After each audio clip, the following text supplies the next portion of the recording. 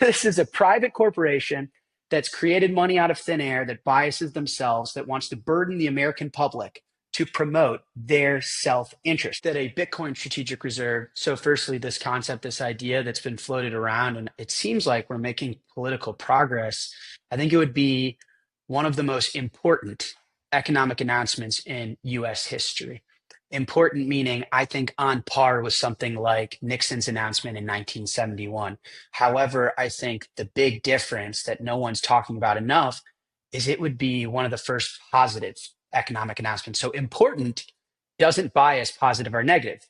It means it's meaningful to the public, but meaningful to the public has usually been negative with economic US announcements. 1933 was a really big one, and it was the confiscation of gold. 1971, Nixon, the one I keep referencing, was a really big one. It was divorcing ourselves from the gold standard, which the way I like to think about it is divorcing our monetary policy from the immutable laws of Mother Nature and the ability for the government to print currency, debase currency, and inflate the goods and services of the people and the public. And then 2008 was another very important, I would say, economic announcement and string of decisions from financial authorities. But was it positive? No. It was that financial authorities took the side of Wall Street, banks, and private corporations and burdened the cost of the mistakes on the people, on the public. And I think a Bitcoin strategic reserve would be as important, and the caliber of those type of financial announcements, but positive. And I think there's a lot of insights in that idea, because this is an asset that's owned only 2, 3, 4% of the Bitcoin network is owned by governments. Who owns it, Natalie? The people, the public. This is an asset where its monetary policy cannot be changed. It cannot be forced seizure. It's global. It's inclusive. You could buy a penny worth of Bitcoin. So you're talking about a financial instrument that can measure a grain of sand or a professional sports team. And so this is in the best interest of the people. It's in the best interest of the public. And we're reaching an inflection point where is the future of the money one of the people or one of corporations? And so I think it's as important, but positive. And when I see something like Ripple lobbying privately as a for-profit corporation to undermine this idea of a positive announcement that's in the best interest of the people, in the best interest of the public, that's changing the tide of the last century of American economic announcements and monetary policy against the public, against the people, and really changing the momentum in our direction as a country and the leader of the free world. Ripple is bringing us back to all of the awful announcements that are against the best interest of the public that I just walked us through, right? This is private lobbying acting as innovation, acting as a public good and service. But what is it? Ripple printed 100 billion XRP tokens, gave it to themselves, and the distribution to the people is by them selling it. You know, people say, well, Michael Saylor's lobbying for Bitcoin. Why can't Ripple lobby for Ripple? Well, Michael Saylor has bought $30 billion worth of Bitcoin. He thinks Bitcoin's a good idea for him, and he wants America to think the same. Ripple has never bought Ripple. They've only sold it.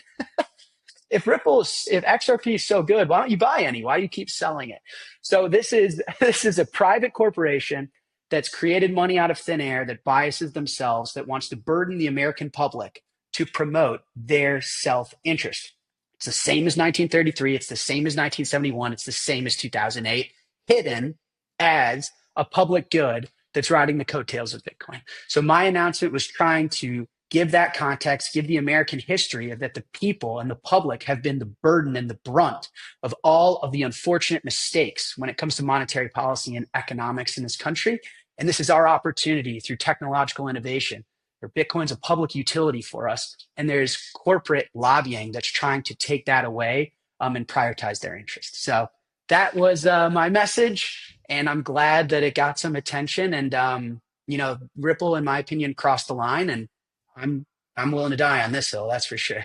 To circle back on the strategic reserve, we saw Senator Lummis, who has been a staunch proponent of Bitcoin only, laser eyes. She's now the chair of the Senate Banking Subcommittee on Digital Assets. Do you think that her Bitcoin Act will get approved? Will we see a strategic reserve of Bitcoin and potentially the country buying Bitcoin, or are you no longer as bullish on that? I would say I've always been hopeful. Uh, I I'm a proponent of, truth and good ideas win in the end. Nothing defeats Father Time. And so, pushing lies.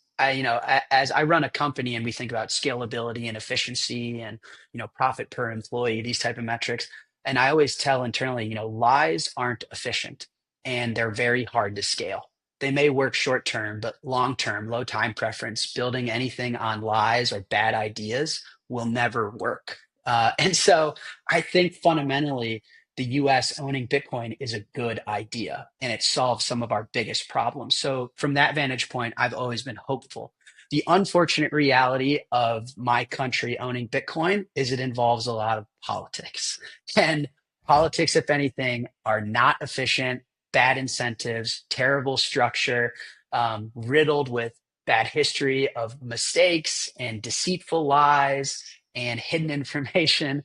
So, I will say El Salvador. I think that the world is now seeing just how incredible their Bitcoin journey is relative to now watching the United States try and Mhm. replicate some version of it. So I think we got very, very lucky in El Salvador and the example they've given. So I'm hopeful.